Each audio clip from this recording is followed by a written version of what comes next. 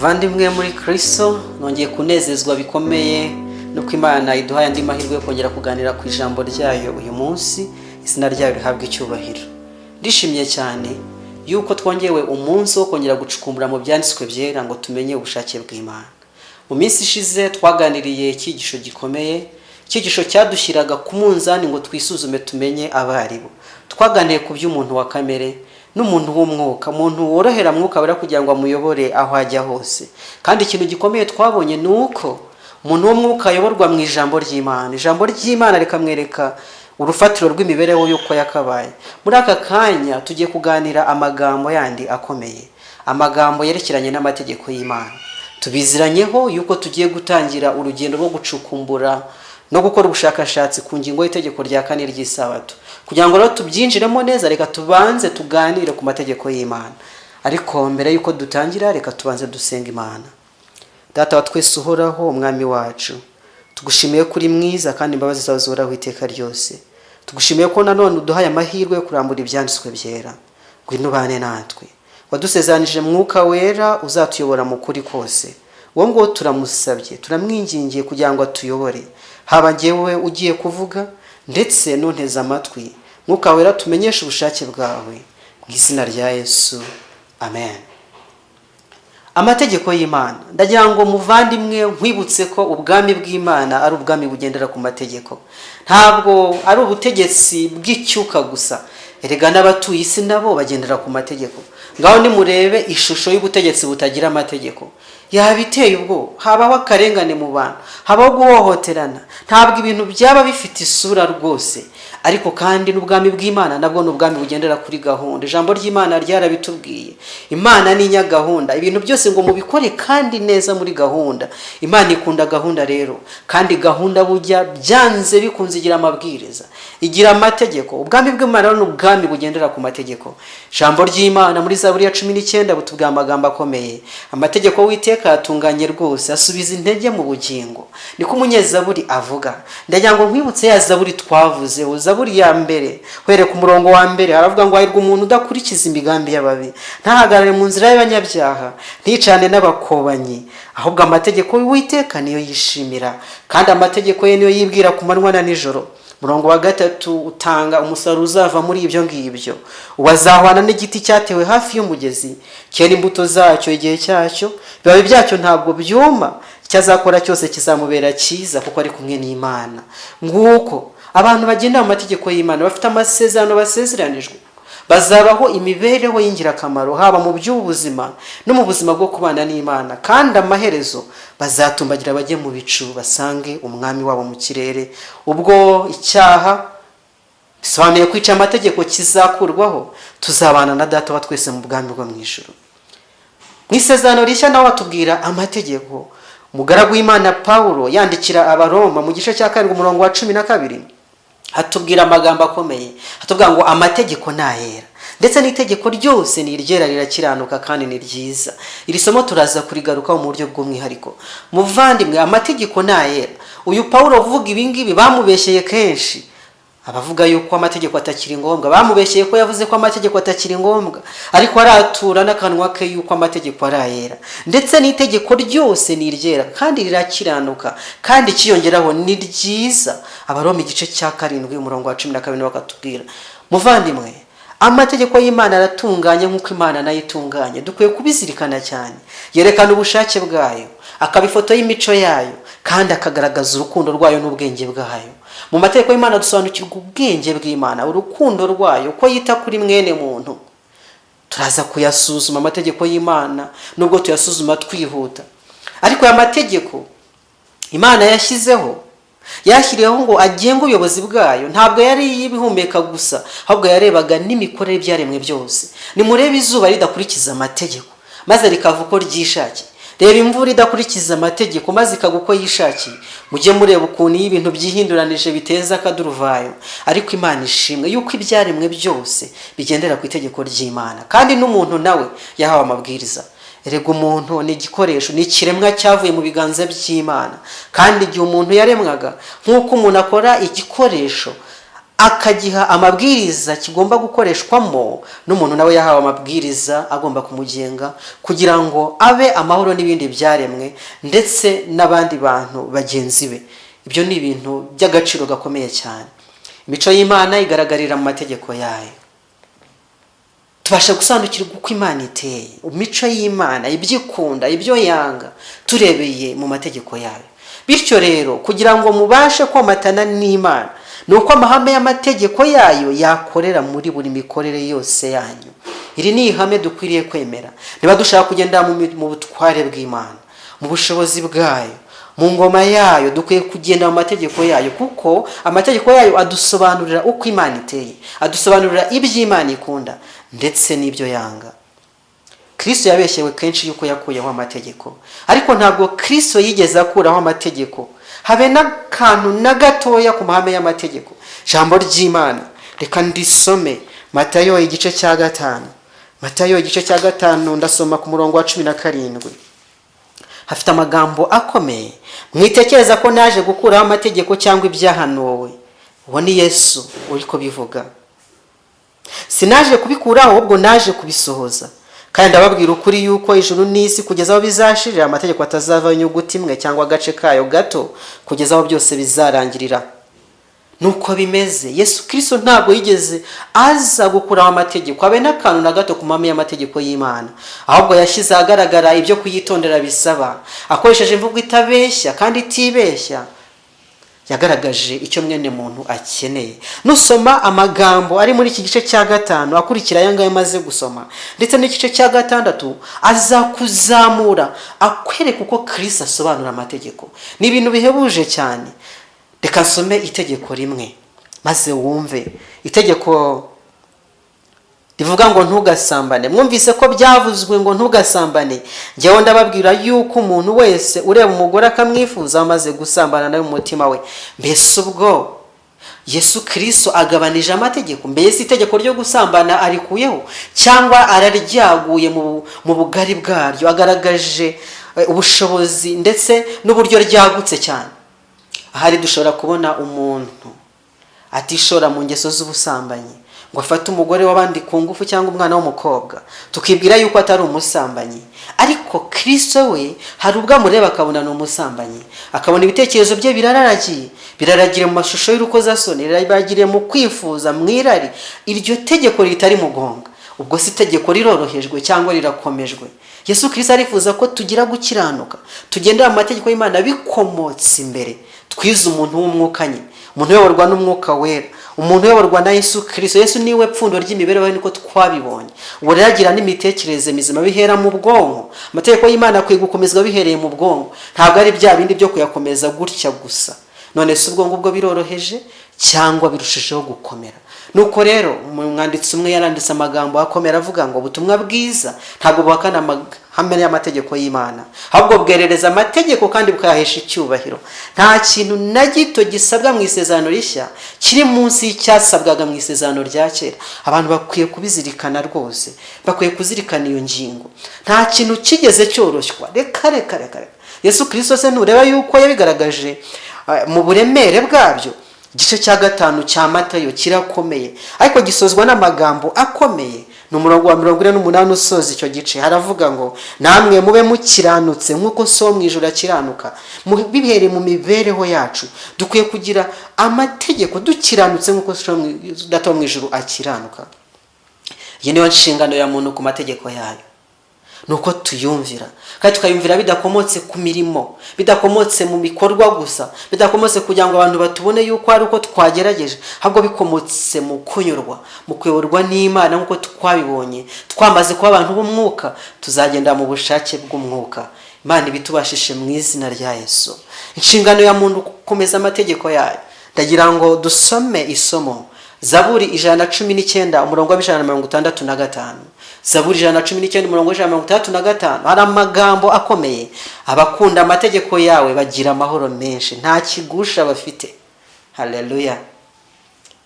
Inshingano ya muntu subwo si gukunda amategeko y'Imana, kandi ibibaranga bagira amahoro menshi, nta mutima ubacira urubanza. Ndetse ko atari abajura, ko batari bugira ubwako nibafatwa bari bugirirwe nabi, ko atari abagambanyi bagambanira abandi, ngo bibabuze amahoro yuko batumye imibereho y'abandi ijya mu kaga n'ibindi. Rero abakomeza amategeko y'Imana bagira amahoro menshi, nta kigusha bafite. Imana idufashe dukunde kandi dukomeze amategeko yayo. Mubwiriza, mugabo wabayeho w'umunyabwenge kuruta abandi, babyawe n'abagore uretse Yesu Kristo, Imana Data, Imana Umwana, ni umugabo witwa Salomo. Salomo yabaye umunyabwenge kandi ubwenge yahawe bwakomotse ku Mana. Niwe wanditse igitabo cy'Umubwiriza, maze ageze mu gice cya 12 igitabo cya nyuma, amagambo aheruka iki gitabo uzasanga mu gice cya 12 umurongo wa 13 atanga itangazo, atanga umwanzuro ukomeye. Haranditse ati iyi niyo ndunduro y'ijambo, byose byarumviswe, ikintu gisigaye kimwe gusa, wubaha Imana kandi ukomeza amategeko yayo, kuko ibyo ari byo bikwiriye umuntu wese, kuko Imana izazana umurimo wose mu manza, n'igihishwe cyose ari icyiza cyangwa ikibi. Iyi niyo ndunduro y'ijambo, byose byarumviswe. Nuko rero inamugirwa n'umunyabwenge nuko ukwiriye kubaha Imana, ukumvira amategeko yayo, kandi bigufitiye inyungu, kuko bidatinze uzagaragara imbere y'intebe y'imanza ya Kristo. Umuntu wese azahagarara imbere y'urubanza. Ijambo riratubwiye ngo kuko Imana izazana umurimo wose mu manza, n'igishwe cyose ari icyiza cyangwa ikibi. Ayo magambo arakomeye. Ayo magambo ni indunduro y'ijambo koko. Abatabyumva cyangwa se abize nabi barabwiwe ngo reka amategeko ntabwo akidutwara, ntabwo tukirebwa n'amategeko.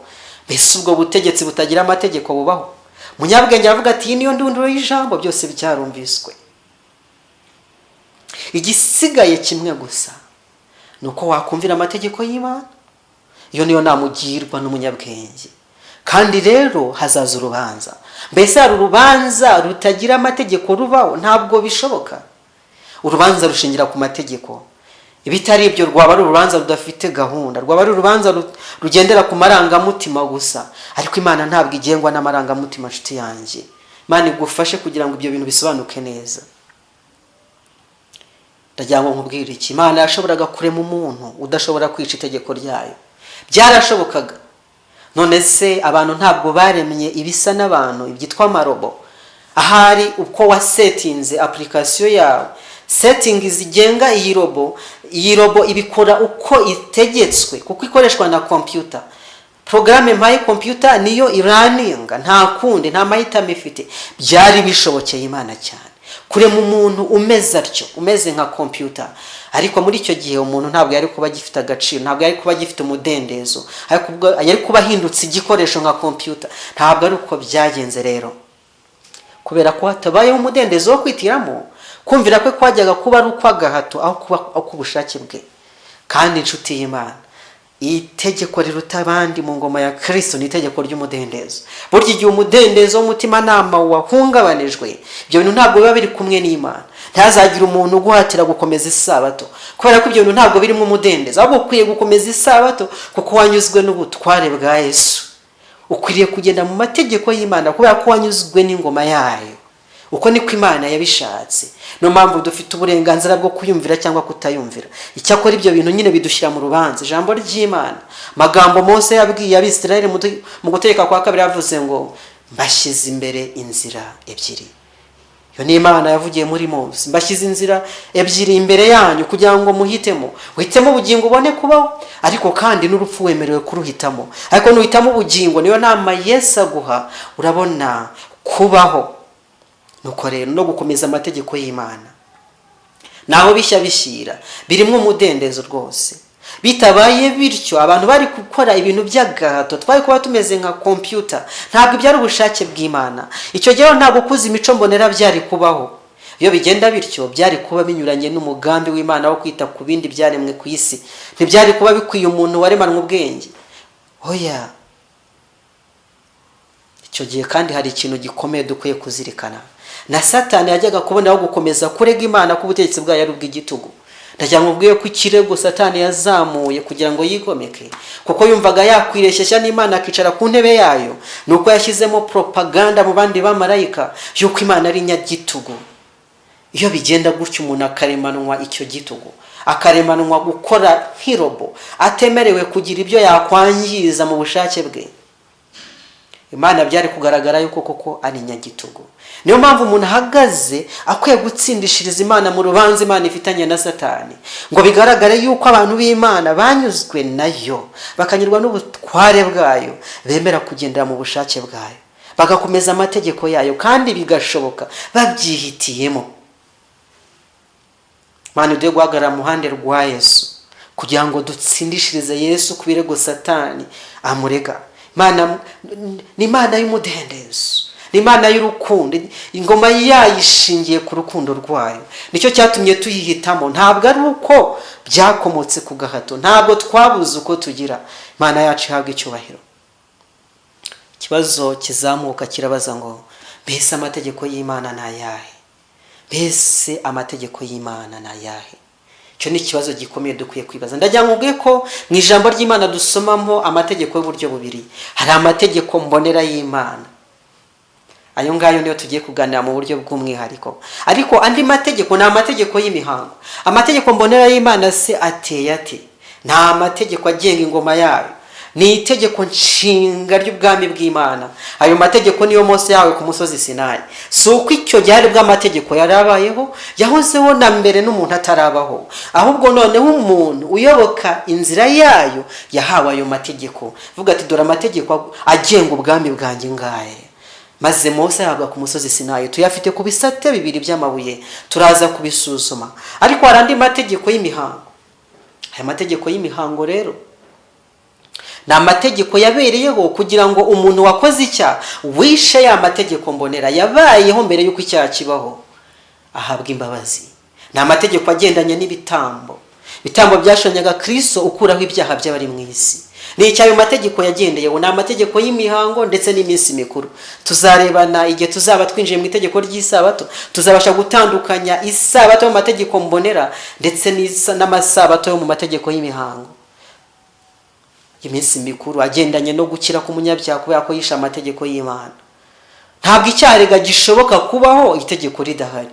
Mbese ibyo ntibisobanutse? Nuko ya mategeko mbonera yabayeho icyaha kitarabaho. Niyo mpamvu icyaha cyaje kubaho, nuko amategeko yari ahari. Iyo kiba y'amategeko abadahari ntabwo icyaha cyari kubaho. Pawulo araza kubitubwira dusohoza. Pawulo araza kubitubwira. Ndagira ngo mfashe turambure ibyanditswe byera nanone. Ibyahishuwe igice cya 11 umurongo wa 19. Hari amagambo akomeye. Ibyahishuwe igice cya 11 umurongo wa 19 atubwira amakuru akomeye ngo urusengero rw'Imana rwo mu ijuru rakingurwa. Mu rusengero rwayo habonekamo isanduku y'isezerano ryayo, habamwe imirabyo n'amajwi no guhinda kw'inkuba n'igishyitsi n'urubura rwinshi. Urusengero rw'Imana rwo mu ijuru rakingurwa. Kandi igihe urusengero rwakingurwaga, uyu mugaragu w'Imana Yohana yeretswe isanduku y'isezerano. Mbese isanduku y'isezerano isobanuye iki? Hari amakuru dufite ku isanduku y'isezerano. Tugiye mu mibereho ya Mose. Mose uhereye ku gice cya 19 gukomeza ndetse ukarangiza igitabo cyo kuvuhere kuri icyo gice cya 19, tubwirwa amakuru y'urugendo Mose yagiriye ku musozi Sinayi, akamara iminsi 40 ari kumwe n'Imana. Aho niho yaherewe amategeko yanditse ku bisate bibiri by'amabuye. Turaza kuyareba, ariko ntabwo ari cyo cyabereye kuri uwo musozi gusa, ahubwo yabwiwe na plan agomba kubakamo. Abwirwa igishushanyo mbonera cy'ubuturo bwera cy'urusengero yagomba kubaka mu butayu rwitwa ubuturo bwera. Murongo ukomeye cyane muri kuva igice cya 25 umurongo wa 8 n'uwa 9 hatubwira amakuru akomeye. Kandi bandemera ubuturo bwera nture hagati muri bo, muzabureme buse n'ibyo ngiye kukwereka byose. Icyitegerezo cy'ubuturo ni ikibintu byabwo byose.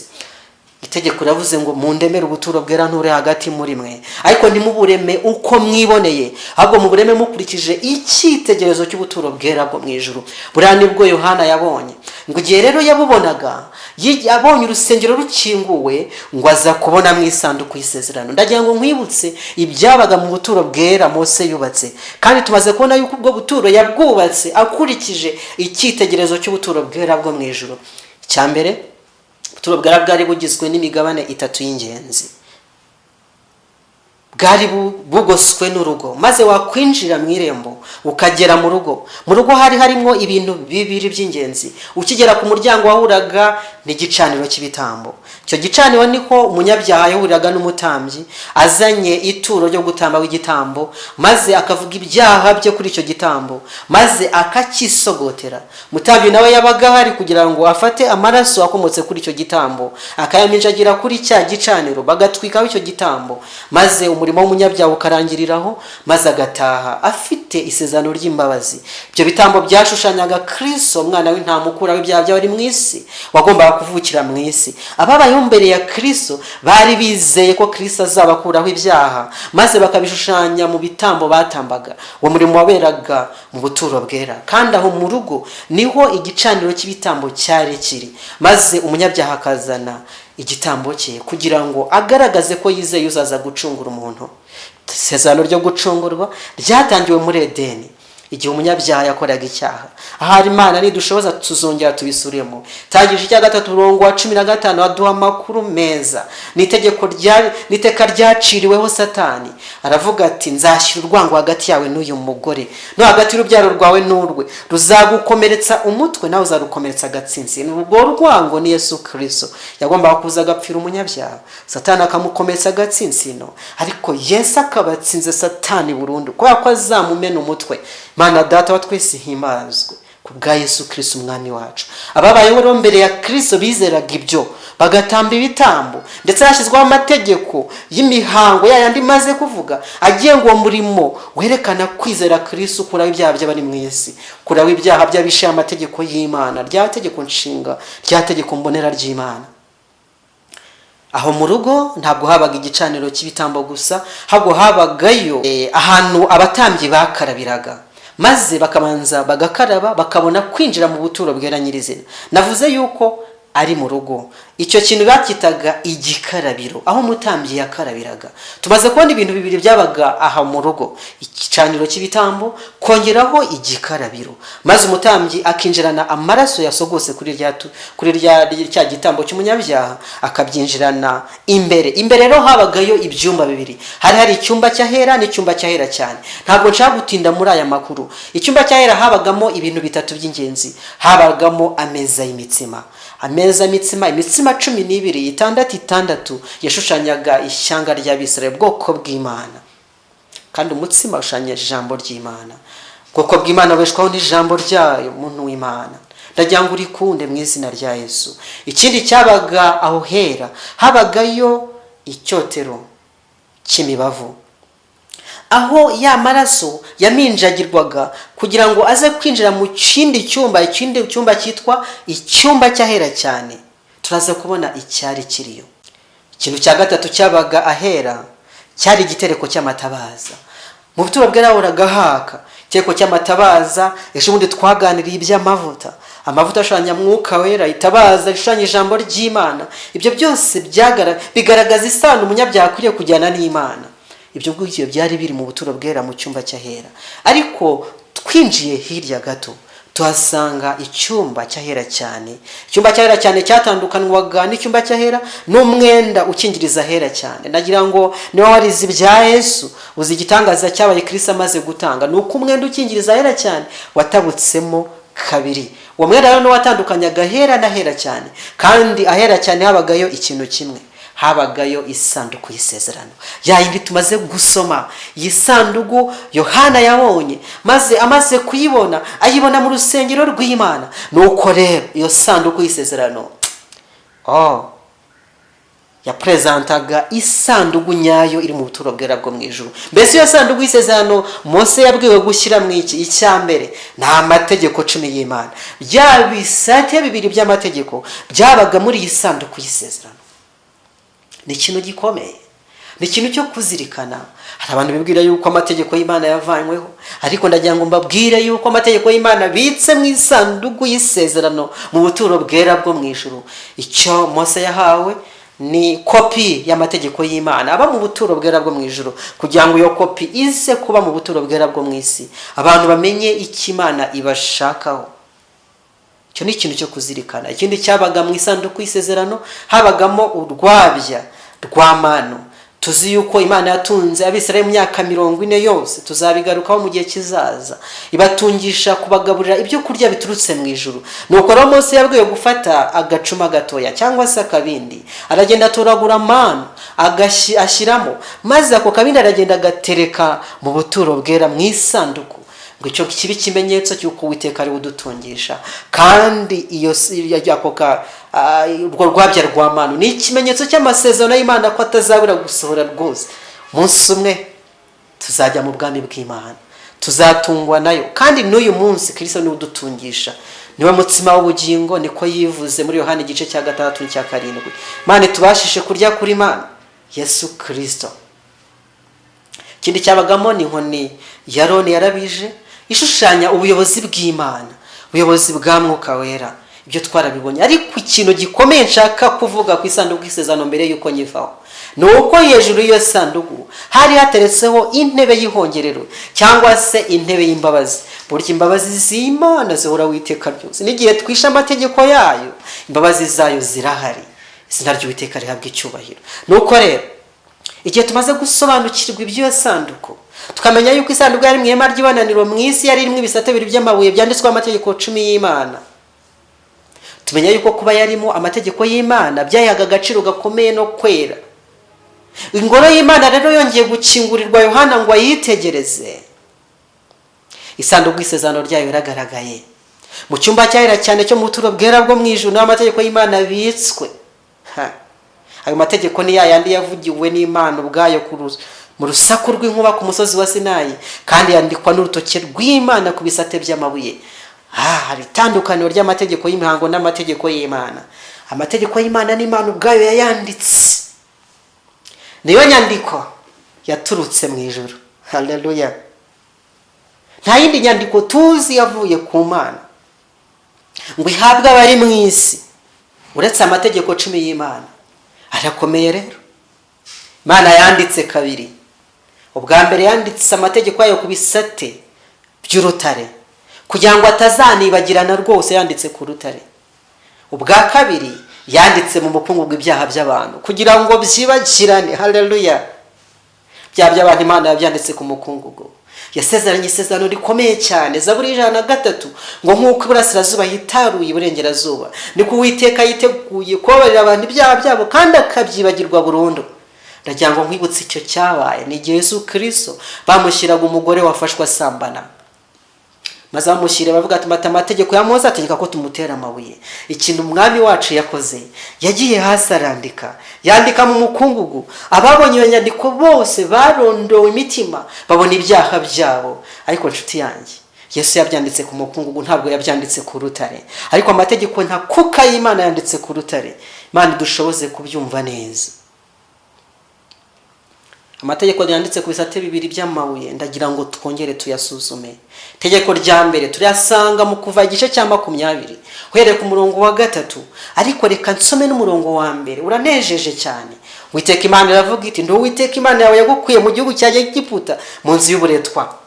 Iki kintu kirakomeye. Ntabwo amategeko ahabwa abantu bari muri Egiputa, ntabwo amategeko ahabwa abantu ba kamere. Amategeko y'Imana ahabwa abantu bavuye mu Egiputa, bamanitse amaboko yabo ngo bayoborwe n'umwuka w'Imana. Ibitari byo kuyakomeza ntabwo byabakundira. Bamera nka wa mukoresha yuko twaganiriyeho, bamera nk'umunyarawodo cyabwira yuko hari amajyambere yagezeho, ariko Kristo yibereye hanze. Amategeko y'Imana rero akwiye gukomezwa n'umuntu wavuye mu Egiputa. Uwiteka Imana yawe yagukuye mu gihugu cya Egiputa mu nzu y'uburetwa. Nuko rero umva amategeko agenga ubwami bwanjye abantu bavuye mu Egiputa bakwiye gukurikiza. Itegeko rya mbere riri ku murongo wa 3 w'igice cya 20 cyo Kuva ndi kuvugaho, ravuga ngo ntukagire izindi mana mu maso yanjye. Ntukagire izindi mana mu maso yanjye. Imana ihoraho yibeshejeho, niyo soko n'umugenga w'ibintu byose. Niwe wenyine ukwiriye guhabwa icyubahiro cy'ikirenga kandi agasengwa. Ibindi byose ntabwo byemewe. Umuntu abushirwa guha ikindi kintu icyo ari cyo cyose agaciro, ikindi kintu cya cyose umwanya w'imbere. Nta kindi kintu gikwiriye gukundwa. Yewe n'uwo mwashakanye ntabwo akwiriye gukundwa urukundo rukwiriye Imana. Urukundo rw'Imana, urukundo rwa muntu rukwiye kujya ku Mana rwose mu buryo bwuzuye. ibindi kikaza bikurikiyeho. Nuko rero ikintu cyose dukundwakaza maze kikagenda kikagabanya urukundo dukunda Imana, cyangwa se kikaba inkomyi mu murimo dukorera Imana, bene icyo kintu tuba tukigize ikigirwamana. Kandi Imana yavuze ngo ntukagire izindi mana amaso yanjye. None se iri tegeko ryavuyeho? Oya rwose, ni itegeko ry'urukundo dukunda Imana, ntabwo ryahindutse. Rero Yesu Kristo yabisubiriyemo, yarababwira ati itegeko riruta ayandi gukomera ni iri: ukunda Uwiteka n'umutima wawe wose n'ubwenge bwawe bwose, ntukagire izindi mana amaso yanjye, ni Uwiteka atubwira. Itegeko rya kabiri tuyisanga ku murongo wa 4 kugeza wa 6. hari amakuru akomeye cyane: ntukiremere igishushanyo kibajwe, cyangwa igisanisho yose uri hejuru mu ijuru, cyangwa hasi ku butaka, cyangwa amazi yo hepfo y'ubutaka, cyangwa mu mazi yo hepfo y'ubutaka. Ntukabyikubite imbere, ntukabikorere. Magambo akurikira barakomeye: kuko ndi Uwiteka Imana yawe, ndi Imana ifuha, murabana gucyanirwa kwa base, nkageza kuri busukuza babo b'ibihumbi, ariko nkababarira bankunda bakitondera amategeko yanjye. Imana yacu ihabwa icyubahiro. Itegeko rya kabiri ribuzanya gusenga amashusho n'ibindi bisa bityo bigasimbuzwa Imana. Tuzi imibereho y'abapagani, tuzi imibereho y'Abisirayeli mu isezerano rya kera. Iki cyaha cyagiye kibagonga kenshi bagendeye ku mahanga yari abakikije yasengaga ibigirwamana. Ariko itegeko rigenga abantu bayo nuko badakwiye gupfukama imbere y'ikintu icyo ari cyo cyose cy'igishushanyo kibajwe. Icya kabiri, kugerageza kwerekana Imana ihoraho hakoreshejwe ibintu bifatika. Ibyo bintu bicisha bugufi ubutware bw'Imana, biragenda bikadindiza uko umuntu akwiriye kumva Imana y'ikirenga. Ibyo bintu rero ntabwo byemewe mu maso y'Imana. Ndagira ngo ndambure amagambo amwe. Iri tegeko ni imwe mu mategeko yibasiwe. Tuzaganira ku itegeko ry'isabato nk'iryibasiwe, ariko n'iri tegeko ryaribasiwe mu buryo butangaje cyane, ku buryo bya bintu abapagani bajyaga bakora ubu byamaze gutagatifuzwa bigahinduka ibyera mu bakristo. Rimwe na rimwe ugasanga barifashisha ibintu basenga, ariko si ijambo ry'Imana. Ijambo ry'Imana ryavuze iki kuri iyi mibereho yo gusenga hifashishijwe amashusho? Yesaya igice cya 40. Ndagira ngo tugende twumve icyo umuhanuzi Yesaya yatubwiye mu gice cya 40. Ndahera ku murongo wa 18.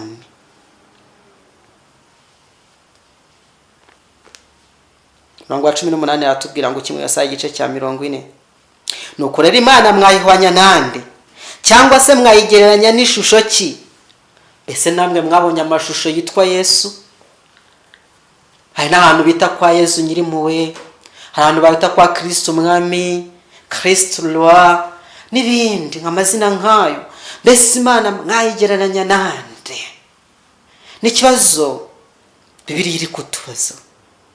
None rero Imana mwayihwanya nande cyangwa mwayigereranya n'ishusho ki? Ijambo ry'Imana rirahuranije. Ni iyihe shusho yabasha kugereranya Imana? Murongo wa 19: dore igishushanyo kibajwe, umucuzi abanza kukiyaza, umucuzi w'izahabu akagiteraho izahabu, akagicurira imikufi y'izahabu. Uwo ni umukire. Murongo wa 20: umutindi utabona ituro ringana rityo ashaka igiti kitazabura, maze akishakira umukozi w'umuhanga wo gushinga igishushanyo kibajwe kitazakuka. Nuko mibereho y'abantu ibayeho. Amashusho abantu basengana yari muri kategori. Abakire bagura amashusho nyine yihagazeho asize zahabu, ariko abakene bakoresha ibibumbano ndetse n'ibiti. Mbega ukuntu Imana yagawe, mbega ukuntu Imana yasuzuguye muri iyi misengere, biteye ubwoba. Kandi tukwiye kureka ijambo ry'Imana ubwaryo rikaturondora, bidakomotse ku kamenyero twamenyereye, ahubwo bikomotse ku kunyurwa n'urukundo rw'Imana. Igihe mucyo w'Imana umuritse acuza umwijima, maze byose bigatamururwa, dukwiye kwemera rwose kuyoborwa n'umwuka w'Imana. Yesaya 46. Ndahera ku murongo wa 5. Yesaya 46 hasubiramo iri tangazo tumaze kubona mu gice cya 40. Murongo wa 5 baravuga ngo mwamwanya nande twahwana, kandi mwanshushanya nande twasa? Ninde usa n'Imana? Murongo wa 6 naho usubiramo kwa kuntu babigenza, birababaje. Basukanura izahabu mu mukufi, bagera ifeza mu minzani, bakagurira umucuzi bakabicuramo ikigirwamana, bagahera ko bakakikubita imbere bakakiramya, maze bakagiheka mu bitugu bakakijyana, bakagishinga ku kibanza cyacyo, kigahagarara aho bagagishinze, aho ntikizahishingura, nubwo umuntu agitakira ntikibasha kumusubiza cyangwa ngo kimukize ibyago agize. Birababaje. Hari amashusho nzi abantu bagiye basomagura ku buryo bwose ibirenge by'ayo mashusho hakobaguritse. Ahari abo ndi kubwira barabizi. Biteye agahinda, biteye akababaro. Ibyo bintu musenga, ibyo bintu musoma, sibwo mwa muri gusoma Yesu. Hari abo twagiye tubigana bakavuga bati woya birani byo kwifashisha. Ariko se urabyifashisha? Ni gute Yesu asa? Ni gute Imana isa? Kwishusho yayo tumaze kubona ko nta kintu wayegereranya nacyo. None se uri gusoma ishusho uri gusoma Imana? Nukuri da byarakobaguritse. Muzakora urugendo shuri, hari aho mubizi bagiye babigira. Imana dutabare cyane mu izina rya Yesu. Murongo wa 8. Nimwoyuke ibyo mwerekana ubugabo bwanyu, mwongere mubyibwire mwabacumura mwe, mwibuke ibyabanje kubaho kera, kuko ari njye Imana nta yindi baho. Ni njye Imana nta yindi duhwanye, mera mu intangiro nkavuga iherezo, mera no mu bihe bya kera nkavuga ibitarakorwa, nkavuga nti migambi yanjye izakomera kandi ibyo nzashaka byose nzabikora. Haleluya. Imana tubashije kuba abagabo nyabagabo. Nimwibuke ibyo mwerekana ubugabo bwanyu, muve mu kuramya kudasheje Imana icyubahiro, kuramya gupfuye. Ijambo ry'Imana ryatubwiye ngo Uwiteka arabigaya. Itegeko rya 2 ryabitubwiye ngo ntukabireme, ntukiremere igishushanyo kibajwe, ntukakikubita imbere, cyaba gisa n'ishusho yose iri hejuru mu ijuru cyangwa hasi ku butaka cyangwa amazi y'epfo y'ubutaka. Oya, abandi ni abatagatifu ngo nyine nabo hasi ku butaka. Ishusho iri hejuru mu ijuru, hari abafite Maria, hari abafite Yesu, abamarayika, aba Gabriel n'ibindi ibisa bityo byose ntabwo byemewe imbere y'Imana, kubera yuko ijuru niryo ry'ibitangaje. Reka nongere nsome amagambo akomeye. Zaburi 115, twumve icyo ijambo ry'Imana rivuga.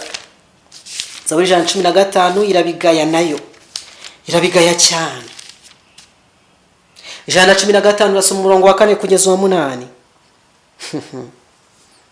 Ariko reka mere ku murongo wa 3 haravuga ngo ariko Imana yacu iri mu ijuru yakoze ibyo yashatse byose. Murongo wa 4, ibishushanyo babandi basenga ni ifeza n'izahabu, umurimo w'intoke z'abantu. Bifite akanwa ntibivuga, bifite amaso ntibirora, bifite amatwi ntibyumva, bifite amazuru ntibinukirwa, bifite intoki ntibikorakora, bifite ibirenge ntibigenda, kandi ntibivugisha imihogo yabyo. Murongo wa 8 uteye ubwoba, kandi amagambo akomotse ku Uwiteka ntabwo ari kuri nge, ngo ababirema bazahwana nabyo n'ubyiringira wese. Biragatsindwa kuboneka muri uyu mugabane. Ni umugabane ugawa, ni umugabane uteye ubwoba. Ariko ijambo ry'Imana ku murongo wa 5 w'iki gice muri iri tegeko rya 2 hatubwiye ngo kuko Uwiteka ndi Imana ifuha. Imana irafuha. Rega urukundo nyine rurafuha. Hari umuntu wakunda umuntu se maze ntamufuhire. Imana irababara igihe ibonye abantu yakunze, urukundo ruhebuje, abantu bafite ubwenge, abantu yahaye gutekereza, bakora icyaha kimeze kitya maze bakikubita imbere y'ibishushanyo. Imana irafuha igihe igeranyijwe n'ibintu by'ibibumbano bidafite isura. Imana iteshwa agaciro cyane. Ariko inkuru nziza, inkuru inejeje, murongo wa 6 uratubwira ngo mbabarira abankunda bakitondera amategeko yanjye. Haleluya. Nubwo twakoze ibyaha, nubwo twashayishije, nubwo twikubise imbere y'ibyo bintu, ariko Kristo yiteguye kutubabarira. Ijoro ryasezeranye imbabazi, ndavuga ngo mbabarira abankunda bakitondera amategeko yanjye. Nusuzuma neza iryo tegeko ratubwira ngo ntukiremere ibishushanyo bibajwe cyangwa igisantisho yose iri hejuru mu ijuru cyangwa hasi ku butaka, ntukabyikubita imbere, ntukabikorere, kuko ndi Uwiteka Imana yawe, ndi Imana ifuha, mpora abana gukiranirwa kwa base nkageza ku buzukuruza. N'ubuvivi ku gisekuru cya 4 byaba bikukikurikiranye mwene muntu. bigenda biba umurage. Wasanga ingaruka z'uko mbayeho ari ukubera ibyaha bya ba data, bya ba sogokuru na sogokuruza. Ariko inkuru nziza, murongo wa 6, nkababarira bankunda bakitondera amategeko yanjye, nkageza kubuzukuruza babo bibihe igihumbi, amageneration n'amageneration. Imana irababarira. None se murumva imbabazi z'Imana zitaruta igihano cyayo? Igihe Imana ihana umunyabyaha ndetse igihano cy'icyaha kikamukurikirana n'urubyaro rwe kugeza ku gisekuru cya 4, ariko imbabazi zayo zirarenga zikaba ibisekuru n'ibisekuru. Imana yacu ishimwe, Imana yacu yabwa icyubahiro. Itegeko rya 3 turisoma mu Kuvigisha cya 20 umurongo wa 7. Iri tegeko ritubuza kurahira Imana mu binyoma, rikatubuza kwivugira uko twishakiye izina ryayo. Haravuga ngo ntukavugira ubusa izina ry'Uwiteka Imana yawe, kuko Uwiteka atazamubara nk'utacumuye umuntu wese uvugiye ubusa izina rye. Itegeko rirakomeye, kandi ubwo ari itegeko ry'Imana rihatatuwe ku mabuye, ryandikishijwe urutoke rwayo, rikwiye gufatwa mu mbaraga zayo byose. Hari abantu bakunda gushyenga ni ukuri kw'Imana, ndagaca Bibiliya y'Imana n'ibindi bigambo biteye ubwoba, ariko ijambo ry'Imana riravuze ngo ntukavugire ubusa izina ry'Uwiteka Imana yawe. Maze Yesu Kristo atanga umurongo ngenderwaho. Iryo somo ntabwo narishyizeho, ariko abantu b'Imana murarizi. Aravuga ngo ntukarahire, ngo urahire iby'ijuru, ngo urahire ibimenyetso, wikubite, wigira gutya, uvuga ibanga amagambo menshi, ahubwo amagambo yanyabyabaye oya, ngo ibirenze ibyo bikomoka ku mubi. Birenze ibyo bikomoka ku mubi, inshuti y'Imana. Iri tegeko rero ntabwo ribuza gusa kurahira ibinyoma ndetse no gupfa kurahira, ahubwo rinatubuza gukoresha izina ry'Imana mu buryo bworoheje bw'imikino, ntacyo twitayeho, tutazirikanye ubusobanuro bwaryo bukomeye cyane. Igihe tubikora tuba dusuzugura Imana binyuze mu kuyivuga tutabitekerejeho, mu biganiro bisanzwe, mu kuyivuga mu bintu bidafite agaciro, ndetse no guhora tuvuga izina ryayo tutabikuye ku mutima. Izina ry'Uwiteka ni izina ryera, ni izina ryo kubahwa, ni izina ry'icyubahiro. Yewe Yesu Kristo igihe yigishaga abantu gusenga, yatubuje ngo nitukirwa tunabisubiramo inshuro nyinshi, data. Hari abantu bafite amasengesho baborotse, ugasanga interuro imwe ivugwa inshuro 20 cyangwa zirenga. Ibyo bintu ntabwo byemewe n'Imana, no gutesha agaciro izina ryayo. Mukavuga amagambo muyasubiramo, amagambo akomeye cyane dukwiye kuzirikana mu itegeko rya 3. Itegeko rya 4 ni rya tegeko tugiye gutinda tuvugaho, tuzarimaraho igihe kose. Ni rya tegeko ryibasiwe. Wibuke kwezi umunsi w'isabato, mu minsi 6 ujye ukora, ari ukoramo imirimo yawe yose, ariko wa 7 niwo sabato y'Uwiteka Imana yawe. Ntukagire umurimo wose ukora wowe ubwawe cyangwa umuhungu wawe cyangwa umukobwa wawe cyangwa umugaragu wawe cyangwa umuja wawe cyangwa itungo ryawe cyangwa umunyamahanga wawe uri iwanyu, kuko iminsi 6 ari Uwiteka Imana yawe yaremeye mu ijuru n'isi n'inyanja n'ibirimo byose, akaruhukira ku wa 7. Nicyo cyatumye Uwiteka umugisha umunsi w'isabato akaweza. Tuzaganira amahame ari muri iri tegeko, ariko ndagira ngo mubwire yuko itegeko ritabayeho kubera yuko icyaha cyaje, ahubwo kibatubwa impamvu iri tegeko ryabayeho. Nuko Uwiteka Imana yaremye byose tureba mu minsi 6, maze ku munsi wa 7 akaruhuka. Ijambo ryavuze ngo nicyo cyatumye Uwiteka umugisha umunsi w'isabato akaweza. Uwo ni wo mugambi, nicyo cyabiteye. Rizatusobanura Uwiteka Imana umuremyi. Muri iri tegeko yatubwiye ngo wibuke kwezi umunsi w'isabato, mu minsi 6 ujye ukora. Maze umurongo wa 10 yatubwiye ngo kuko iminsi 6 ari Uwiteka Imana yaremyemo ijuru n'isi n'inyanja n'amasoko. Uwiteka ni izina ry'Imana Data wa twese, kandi umurimo ni umuremyi w'ijuru n'isi n'inyanja n'amasoko. Ubutegetsi bwe nabwo buragaragara, bugera ku isi, bugera mu ijuru, burenga inyanja, ibirimo byose. Mbega itegeko ridusobanurira umuremyi. Niyo mpamvu Satani yaryibasiye, tuzarigarukaho. Satani ni ikimenyetso cy'uko umuntu ayoboka Imana igihe cyose nta wundi muntu ku isi uyikorera. Itegeko rya 4 ryo ryonyine amategeko 10 bibonekamo izina n'icyubahiro by'uwatanze amategeko, niryo ryonyine ryerekana ubutegetsi bw'uwatanze amategeko. Kubw'ibyo rero ririmo ikimenyetso cy'Imana yashyize ku mategeko yayo nk'igihamya cy'uko ari ukuri kandi ahamye. Ayo ni amagambo ari mu Kuva 31 umurongo wa 13 kugeza wa 17. Isabato ni ikimenyetso cy'iteka ryose hagati y'ubwoko bw'Imana nayo. Imana abantu iminsi 6 bagomba gukoramo imirimo, kandi ku isabato bakajya baruhuka. Tuzabigarukaho mu buryo bw'umwihariko. Ndagira ngo mbe mfashe pause gatoya. Amategeko ane tumaze gusuzuma ni amategeko atubwira ngo kundu Uwiteka n'umutima wawe wose n'ubwenge bwawe bwose, umuhe icyubahiro mu byo uvuga, umuhe icyubahiro mu kugenda, umuhe icyubahiro mu kuzirikana ubutware bwe, umuhe icyubahiro mu kuramya. Iryo tegeko Yesu Kristo yaravuze ngo, igihe yarabajwe ngo nirihe tegeko rirutangiye gukomera, yaravuze ngo kundu Uwiteka Imana yawe n'umutima wawe wose n'ubwenge bwawe bwose, impagarike yawe yose uyegurire Uwiteka. Mbese Uwiteka ni uw'agaciro gake? Oya rwose. Mbese twahamya dute ko tumukunda? Ni ugukora ibingibi badusaba. Imana ibidushoboze mu izina rya Yesu. Igisate cya kabiri cy'amabuye cyanditseho amategeko 6. Amategeko afitanye isano na mwene muntu. Itegeko rya Yesu n'ubundi riravuga ngo kandi ukunde mugenzi wawe nk'uko wikunda. Iri tegeko rero rigendereye iki gisate cya kabiri cyanditseho amategeko 6. Ntabwo aya mategeko nyatindaho kubera gutinda kw'igihe, kubera ko twamaze gufata igihe kirekire. Itegeko rya 5 riravuga ngo ubahe so na nyoko kugira ngo uramire mu gihugu Uwiteka Imana yawe iguha. Ababyeyi bategetswe kubaha abana, bategetswe kubaha ababyeyi babo kandi bakubaha n'ababaruta bose. Muri iri tegeko rya 5, itegeko rya 6, ntukice.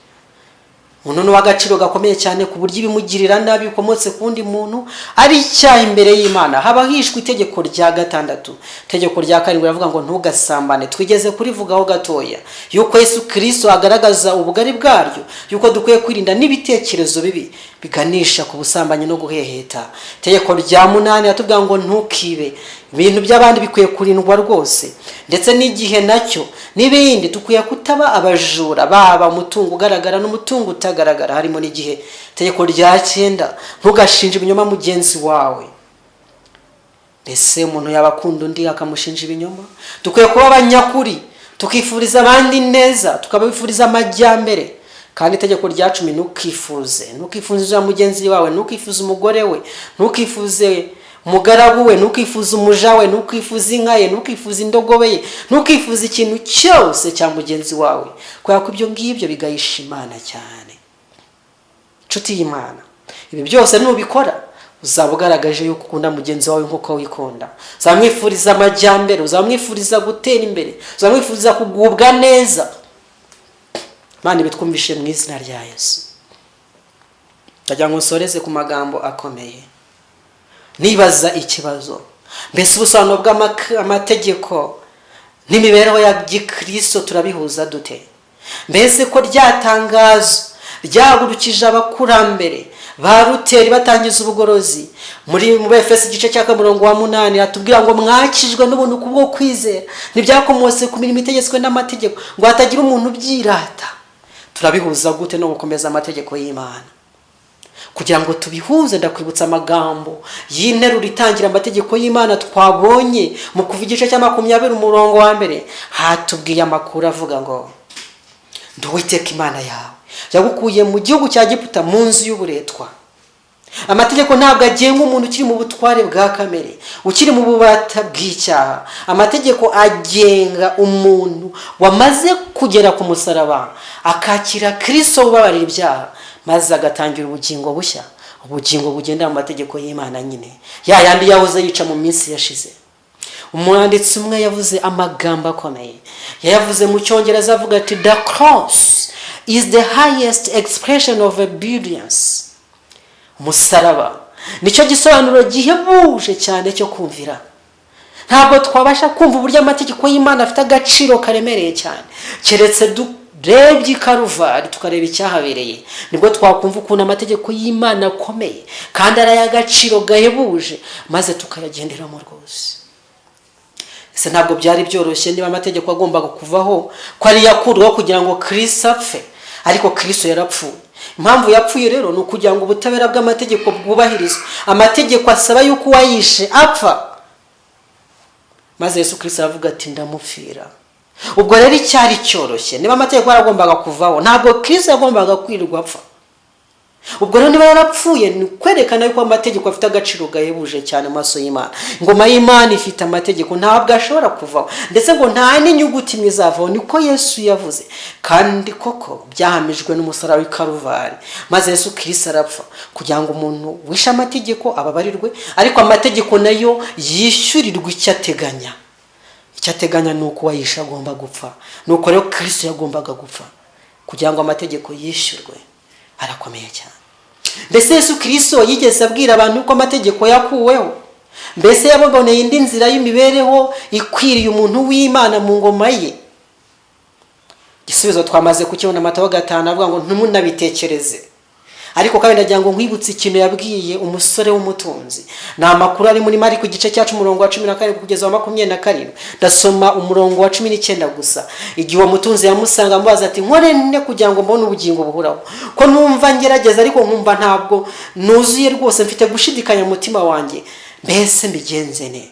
Yesu yamubajije ikibazo, aramubaza ati mbese uza amategeko ngo ntukice, ntugasambane, ntukibe, ntukabeshyera abandi, ntukariganye, kandi ubahe so na nyoko. Ikibazo yamubajije. Mbese ubwo Yesu Kristo akoze reference ku mategeko yanditse mu isezerano rya kera? Igisubizo ni yego. Maze umusore w'umutunzi amubwira ati ayo yose narayitondeye uhereye mu buto bwanjye. Mbega igisubizo cyiza. Maze Yesu Kristo nawe aramusubiza ati ni ukuri unsubije neza, ariko hari ikintu kibura kimwe. Mbese yaravuze ati ibyo ngibyo wakoze ni iby'imfabusa? Oya, ahubwo hari ikindi kibura. Genda ugurisha ibyo ufite byose uhere kuzunkurikire. Ikintu cyari kibuze ni cya kindi, nuko bikomoka mu mutima, bidakomotse inyuma gusa. Rwa rukundo rupusa, gukunda Imana na bagenzi bacu, rukadutera gukora bya bindi turondoye mu mategeko. Urwo nirwo rwaburaga ngo bari rwo rudutera gukora.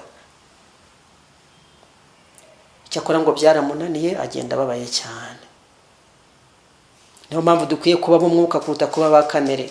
Abakamere bashobora kubishobora, ntibasambane kubw'agaciro kabo no muri rubanda, ntibibe kubera yuko ari inyangamugayo n'imfura, ntibice kubera yuko batojwe indangagaciro nzima, ndetse n'umuco nyarwanda urabitwigisha, ntibabeshyera abandi. Ariko ntabwo byabageza ku bugingo buhoraho.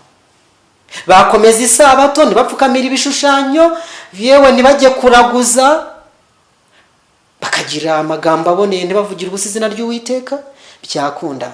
Ariko Kristo arashaka ko bikomoka imbere mu mutima, bikaba igisobanuro cyo kuramya Umuremyi, bikaba igisobanuro cyo kuramya Imana ituye muri bo. Ubwo nibyo bizagira agaciro. Navuze ko nsoreza ikigisho cyanjye mu Baroma igice cya 7. Ndagira ngo abariho njya gusoreza tujyaneyo. Abaroma igice cya 7 ndasoma umurongo wa 7, aravuga ngo nuko rero tuvuga iki? Amategeko ni icyaha ntibikabeho. Cyakora simba naramenye icyaha iyo ntakimenyeshwa n'amategeko, kuko ntaba naramenye kwifuza iyo amategeko ataravuze ngo ntukifuze. Ntabwo icyaha gishobora kubaho igihe cyose amategeko adahari. Amategeko aruta icyaha. Icya kabiri, ntabwo Kristo yapfira umunyabyaha niba nta n'amategeko abaho, kubera yuko umunyabyaha ntabwo yakora icyaha, ntabwo yaba akeneye umucunguzi. Rero abantu bahirika amategeko babahiritse inama yo gucungurwa muri rusange. Mani twumvisha ibi bintu. Murongo wa 12, reka nsimbuke. Noneho amategeko ni ayera, ndetse n'itegeko ryose ni iryera, rirakiranuka kandi ni ryiza. Mbese none icyo cyiza cyamindukiye urupfu?